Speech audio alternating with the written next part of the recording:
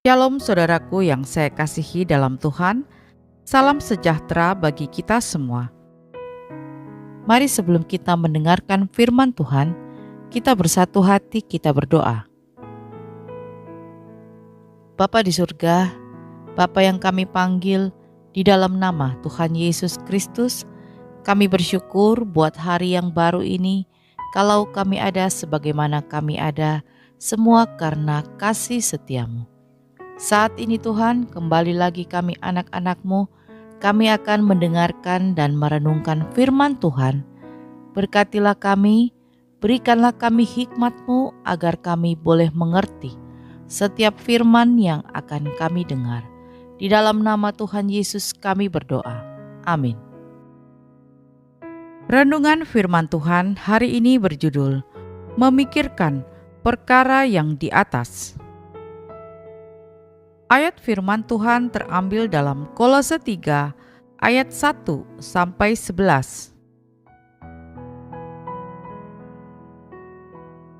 Karena itu, kalau kamu dibangkitkan bersama dengan Kristus, carilah perkara yang di atas, di mana Kristus ada, duduk di sebelah kanan Allah. Pikirkanlah perkara yang di atas, bukan yang di bumi. Sebab kamu telah mati, dan hidupmu tersembunyi bersama dengan Kristus di dalam Allah. Apabila Kristus, yang adalah hidup kita, menyatakan diri kelak, kamu pun akan menyatakan diri bersama dengan Dia dalam kemuliaan.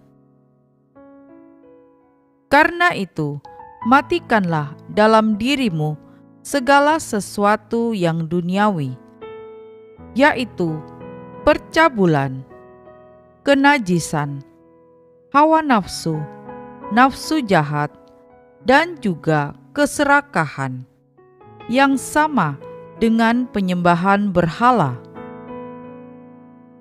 Semuanya itu mendatangkan murka Allah atas orang-orang durhaka. Dahulu kamu juga melakukan hal-hal itu ketika kamu hidup di dalamnya.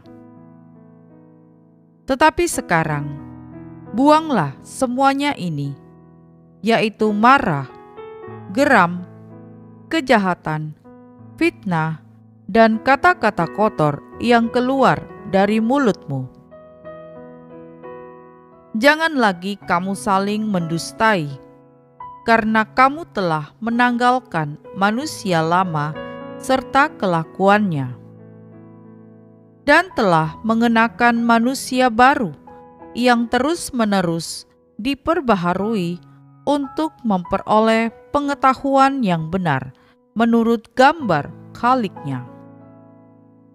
Dalam hal ini, tiada lagi orang Yunani atau orang Yahudi, orang bersunat atau orang tak bersunat, orang barbar atau orang Skit, budak atau orang merdeka, tetapi Kristus adalah semua dan di dalam segala sesuatu. Saudaraku yang saya kasihi, perkara di atas atau perkara rohani adalah perkara-perkara yang mendasar bagi kehidupan di dunia ini.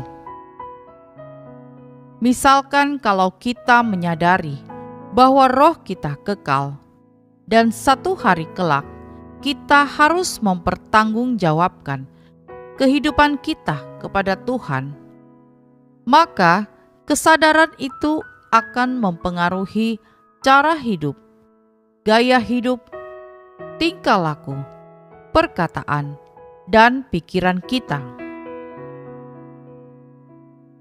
Paulus berkata, "Karena kita sudah dibangkitkan bersama Kristus, kita harus memikirkan perkara-perkara di atas.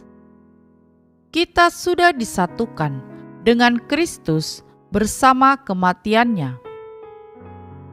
Maka pikiran dan hati kita harus disesuaikan dengan pikiran dan hati Kristus. Di sini ada proses identifikasi diri dengan Kristus. Hidup kita hanya untuk menyenangkan hati Allah dan melakukan kehendak Allah, yaitu hal-hal yang mulia dan bernilai kekal. Identifikasi diri dengan Kristus harus mewujud dalam transformasi hidup, yaitu perubahan hidup dari hidup duniawi, yakni semua perbuatan hawa nafsu yang mendatangkan murka Allah, dan semua karakter berdosa yang tidak pantas dilakukan oleh orang kudus, menjadi hidup baru yang rohani, yang terus-menerus diperbaharui semakin menyerupai gambar Allah. Dunia modern semakin menawarkan gemerlapnya dunia ini. Saudaraku yang saya kasihi, firman Tuhan hari ini mendorong kita sebagai anak Tuhan.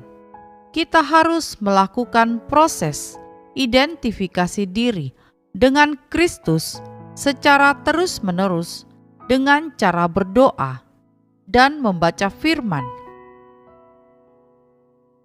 Hidup kita juga harus ditransformasi terus-menerus dengan menolak melakukan berbagai perbuatan jahat dan digantikan terus-menerus dengan perbuatan baik. Jadi saudaraku yang saya kasihi, yang harus kita lakukan adalah meningkatkan kualitas waktu saat teduh kita dan mempraktekkan hidup yang kudus, yang berkualitas, dan yang menjadi berkat bagi sesama kita. Amin. Kita berdoa. Bapa di surga, terima kasih untuk firman Tuhan yang telah kami dengar saat ini. Ajarlah kami untuk selalu hidup semakin hari semakin serupa dengan Kristus. Biarlah kami mempunyai hati yang selalu rindu untuk bersekutu dengan-Mu. Kami boleh selalu memikirkan perkara-perkara yang rohani. Biarlah hidup kami hanya untuk melakukan semua kehendak-Mu dan menyenangkan hati-Mu. Terima kasih Tuhan, terpujilah nama Tuhan kekal selamanya. Ya Bapa, kami bersyukur buat hari yang baru ini, buat nafas yang masih Engkau berikan bagi kami. Ajarlah kami untuk tidak menyia-nyiakan waktu yang Engkau beri. Pakailah hidup kami Tuhan hanya untuk menyenangkan hati-Mu. Kami menyerahkan segala aktivitas kami ke dalam tangan-Mu. Berkatilah kami, baik kami sebagai suami, kami sebagai istri, kami sebagai anak, dan kami sebagai orang tua. Biarlah sepanjang hari ini kami boleh selalu ada dalam perlindungan kuasa-Mu. Ya Tuhan, berkatilah segala pekerjaan kami, usaha kami, bisnis kami, apapun yang kami kerjakan, kami serahkan ke dalam tangan Tuhan. Kami percaya Engkau Allah yang akan membuat kami berhasil. Terima kasih Tuhan. Kiranya kasih Tuhan, sukacita, dan damai sejahtera dari Allah Bapa senantiasa boleh memenuhi setiap hati kami anak-anak-Mu. Di dalam nama Tuhan Yesus kami sudah berdoa dan mengucap syukur. Haleluya. Amin. Puji Tuhan, kita sudah berdoa pagi hari ini. Saya percaya kita sudah diberkati. Sampai berjumpa kembali dalam doa kita nanti. Selamat pagi, selamat beraktivitas. Tuhan Yesus memberkati.